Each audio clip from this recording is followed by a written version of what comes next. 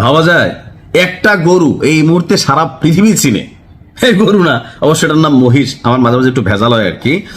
Donald Trump মহিষ, স্ক্রিনের এক অংশে যে ছবিটা দেখতে পাচ্ছেন এইটা খোদ ডোনাল্ড ট্রাম্পও দেখছে। আর সৃষ্টিকর্তার কি অদ্ভুত লীলা খেলা যে এই মহিষ আর ট্রাম্পের মধ্যে আসলে তেমন কোনো চেহারাগত পার্থক্য নাই। এটার ভাবটা দেখলেই মানে আমি এটা বেশ কিছু ছবি দেখছি, আর মজার বিষয় হচ্ছে এই মহিষের ছবি ডোনাল্ড ট্রাম্প নিজে দেখছে। আবার এই মহিষের ছবি নিয়ে ইন্টারন্যাশনাল মিডিয়া, রয়টার্স, অস্ট্রেলিয়ার যে মিডিয়া, জার্মানির যে, অর্থাৎ সারা পৃথিবীর যত মিডিয়া আছে বাংলাদেশ কিনে যদি একটা নিউজ কভার করে সেটা হচ্ছে রাবেয়া অ্যাগ্রো ফার্মে থাকা সেই ঐতিহাসিক ডোনাল্ড ট্রাম্প মহিষ। আবার যারা এই মহিষের কি বলা হয় যে লালন পালন কর্তা, তারাও এটার চুলের গেট আপ স্টাইল এটার আবার একটু এমন ভাবে মডিফাই করছে, চোখের স্টাইল, যেটা পুরোটা দেখতে সামহাও মনে হয় যে ডোনাল্ড ট্রাম্পের যদি কোনো প্রাণী ভার্সন থাকতো এটা হচ্ছে এই মহিষটা। তবে পার্থক্য হচ্ছে মহিষটা বড় নিরীহ প্রাণী হলেও ডোনাল্ড ট্রাম্প বড় ভয়ঙ্কর প্রাণী। আমার মনে হচ্ছে জন্তু হিসাবে মহিষের সাথে তার তুলনাটা যায় নাই, অন্য কোনো যদি থাকতো সেটা যাইতো।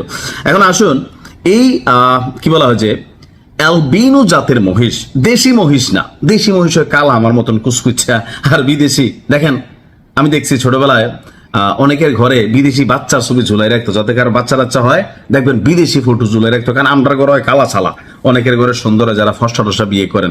তো আমাদের দেশি মহিষ কি কালো, এটা ট্রাম্পের সাথে যায় না, যার কারণে এটা বিদেশি জাতের একটা মহিষ, যাত্রার নাম হচ্ছে অ্যালবিনো।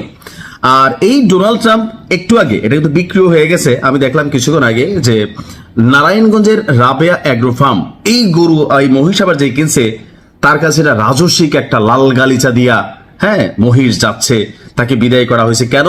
এটা ইন্টারন্যাশনালি সারা পৃথিবী জুড়ে এই মুহূর্তে এটা ভাইরাল যে একটা মহিষের চেহারা ট্রাম্পের সাথে। এটা নিয়ে আবার রাশিয়াতে একটা মনে করলেন মন্তব্য আসছে, ইরান আবার একটা মন্তব্য করছে, এই বাংলাদেশের ছবি পোস্ট করা, অর্থাৎ বিশ্বজুড়ে হইচই ফেলে দিছে। এই মহিষের একটা ছবি আছে এরকম, তো এই ছবিটা দিয়ে ইরানের যে রাশাতে যেই আপনার ইরানের এম্বাসি আছে তারা লিখছে দেখো ইরানের হাতে মারা খাইয়া ট্রাম্পের কিন্তু মন ভালো না, আবার একটা রিয়েক্ট দিছে। তো এটা আসলে কে কিনছে?